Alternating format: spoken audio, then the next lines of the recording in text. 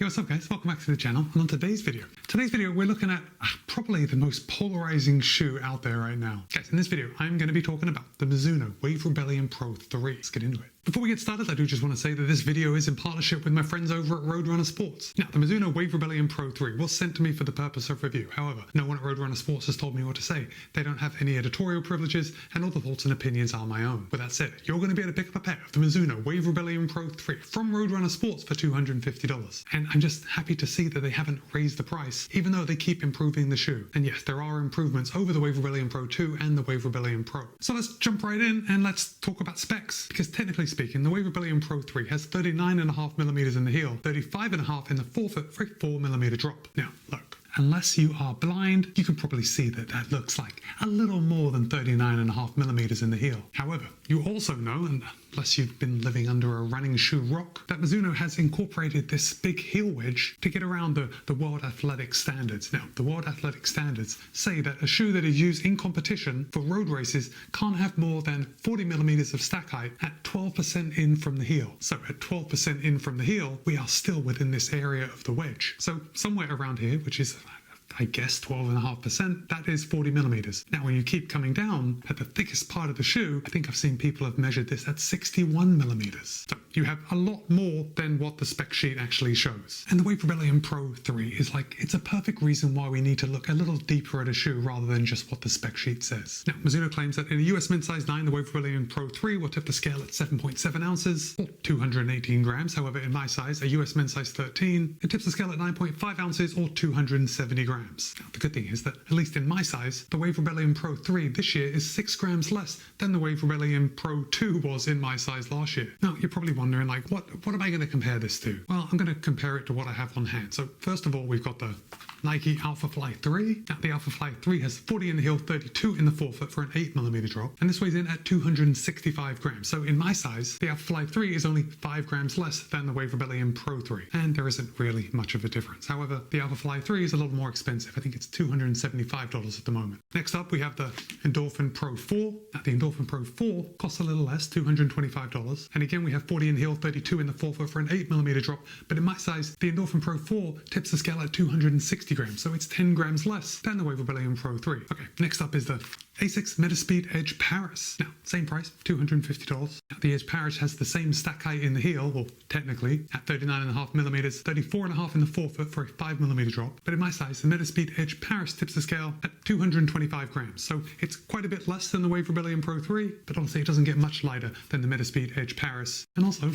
I don't feel like I should be comparing the Wave Rebellion Pro 3 with any other shoe because it isn't directly comparable. This shoe stands alone. So let's start at the top and work our way down. But look, I'm not just going to leave you hanging with that comment of this shoe stands alone. I will explain why. Just bear with me for a second. So if I hold it up, you can see we have a very thin heel collar, which is exactly what we would expect with a race day shoe. It's kind of loose, like when I'm pulling on it like this, but there is a little bit of padding right here on the heel, and it's kind of like a half moon shape. It just kind of grips your ankle right on the back of your ankle. The heel counter on the Wave Rebellion Pro 3 is actually, it's semi-rigid. It's not super floppy, but there is a little bit of rigidity here. And this is one of the areas that Mizuno has made a big improvement, at least for me, in my opinion, because if I pull up the Wave Rebellion Pro 2, and look, if I push this down, you can see the Wave Rebellion Pro 2 has a super floppy heel counter. Like, there's nothing there. So there is a little bit more rigidity in the Wave Rebellion Pro 3, which really contributed to a good heel lock, at least for me. And I can say that I didn't have any heel looseness and definitely no heel slip in the Wave Rebellion Pro 3. Now, the upper on the Wave Rebellion Pro 3 is a very light engineered mesh, and it has quite a bit of structure to it, which is good because when your foot is in there, it feels like your foot has enough room to move around, which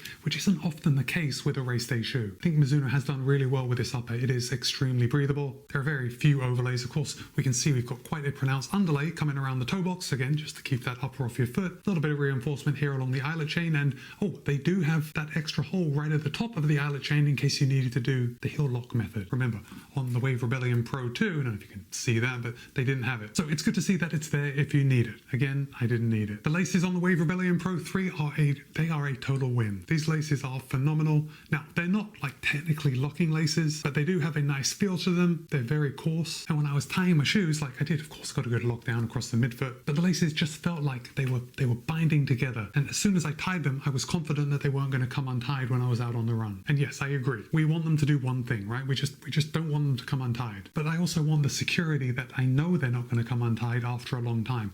And I had that security with these laces. The tongue on the Wave Rebellion Pro 3 it's super thin. It's a race day tongue. It's very aerated. It's almost like a very thin suede. Now again, I think Mizuno has improved the tongue on the Wave Rebellion Pro 3 over the Wave Rebellion Pro 2. And I think it comes down to me just liking this material a little better. Now there is no additional protection, as in no padding on the top of the tongue on the Wave Rebellion Pro 3. But as I said, I didn't have any lace bite on the top of my foot. But because there is that no extra padding, I think maybe if you suffer from lace bite, this has the potential to bother you. Now the tongue isn't gusseted, but we do have 3 lace loops. So we've got 2 on the top half and then 1 a little bit further down. But ultimately, no issues with tongue migration on the Wave Rebellion Pro 3. Now, as far as performance goes, this is another big change for Mizuno, because in the Wave Rebellion Pro 3, Mizuno has now introduced a brand new foam. It's called Energy XP, Mizuno's Energy XP, and it is a nitrogen-infused supercritical PIBA foam. And obviously, there is a lot of it in there. Now, sandwiched in between this Energy XP is a full-length carbon-reinforced nylon wave plate, and that gives the shoe some very impressive rigidity. So look, this is a race day shoe. This shoe is made to go fast, and when we want a shoe to go fast,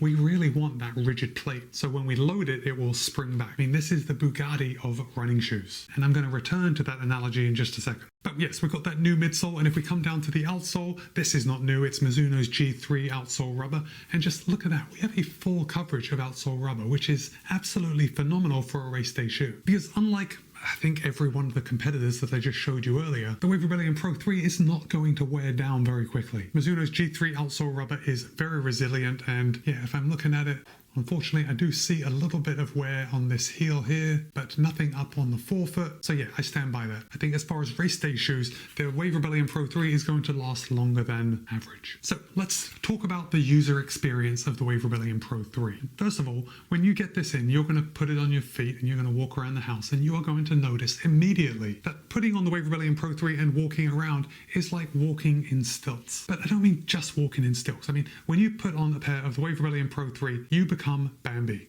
At least, Bambi in the beginning of the film, when she's all like wobbly on those legs. That's exactly how you feel walking in the Wave Rebellion Pro 3. Now that is a product of this insane stack height and the geometry. Remember, this heel cutout makes it very difficult to walk, because when we walk heel to toe. And the heel on the Wave Rebellion Pro 3 is missing. But I know what you're thinking. You're thinking, Matt, the Wave Rebellion Pro 3 is not a walking shoe. Who cares what it feels like to walk in? And you're right. I tell you that just so you are not put off when you're walking around the house trying this shoe out. Where this shoe excels, and really the only area where it excels, is running fast. So I have put a lot of miles in the Wave Rebellion Pro 3, and I put a lot of workout miles. Now, here's the thing with me. When I take a shoe out for a workout, I will usually run a mile or 2 to warm up. I'll then knock out the workout, and then I'll run a mile or 2 to cool down after the fact. And this is probably my biggest gripe with this shoe, because it's very difficult to run easy in this shoe, especially if, like me, you are a heel striker. Now, if I'm honest with myself, I am a heel striker at all times, but my heel strikiness kind of decreases the faster I run. Now, when I go out in the morning and I'm still a little stiff, I am very much heel striking. So warming up in the Wave Rebellion Pro 3 is just, it's not a fun experience. And the same actually goes with cooling down. Like when I slow my pace, it is exactly as I would imagine driving a Bugatti. So if I'm driving a Veyron on the highway at 200 miles an hour, the car is going to just be smooth. It's going to be aerodynamic. It's going to be holding me to the ground. It's going to do exactly what I want it to do.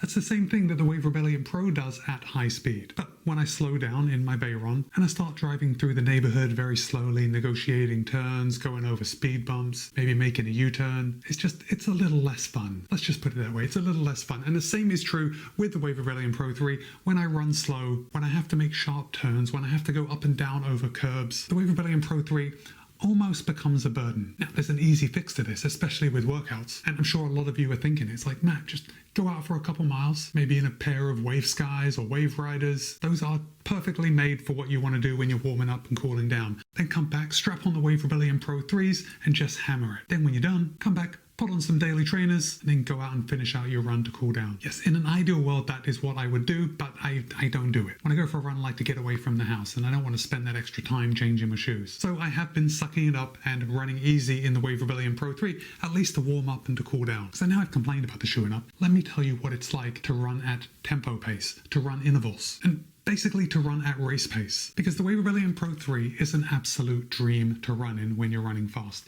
even for me, someone who heel strikes. Now, I think I read somewhere, it was at least on the Wave Rebellion Pro 2, I read somewhere that the Wave Rebellion Pro was made for people who run marathons in less than 2.5 hours. And I can see why Mizuno would make such a claim. This shoe is just made to go fast. But saying that, when I am taking this shoe out and I'm running maybe a 7-minute pace, like tempo pace, maybe even a little slower at 7:15, my running mechanics have changed so much that I am just really enjoying the Wave Rebellion Pro 3, and it feels absolutely effortless. More than that, when I am running at a bit of an effort, so I'm really trying to run fast, whether it be tempo, whether it be intervals, it actually feels like I am running faster in the Wave Rebellion Pro 3 than I would with a different shoe. And when you are running fast, at least when you're running fast in a straight line, it feels relatively stable. And I say running in a straight line because once you start negotiating curves, you really start to notice the lack of stability and the very squishy midsole. And for me, someone who is admittedly not the most efficient runner, I did notice that I was having a bit of trouble with the stability of the shoe, and that presented by ankle pain, at least when I was running slow.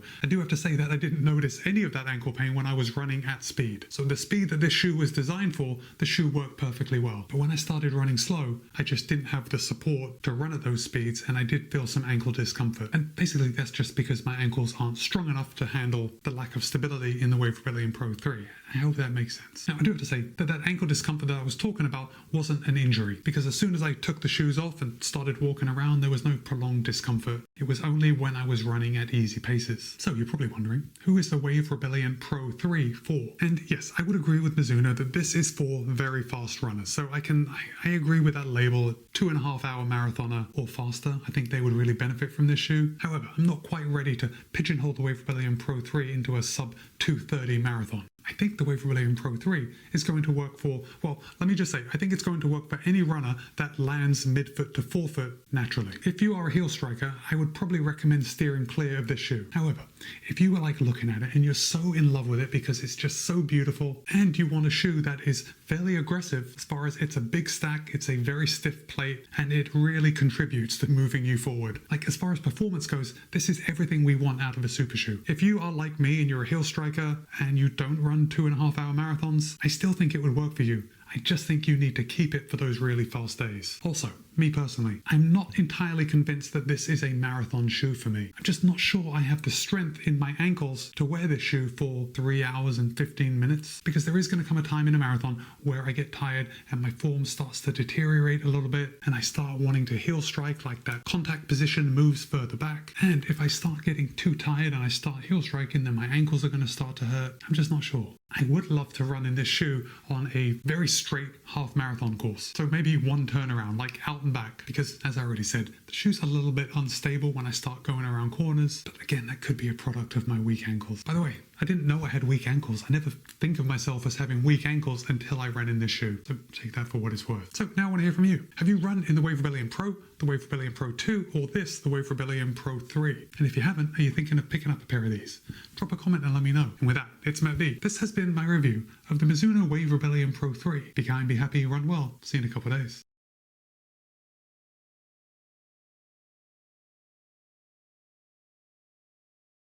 Look, gotta be honest, I really think this is a phenomenal shoe, and it makes me wish I was a better runner so I could really take advantage of it.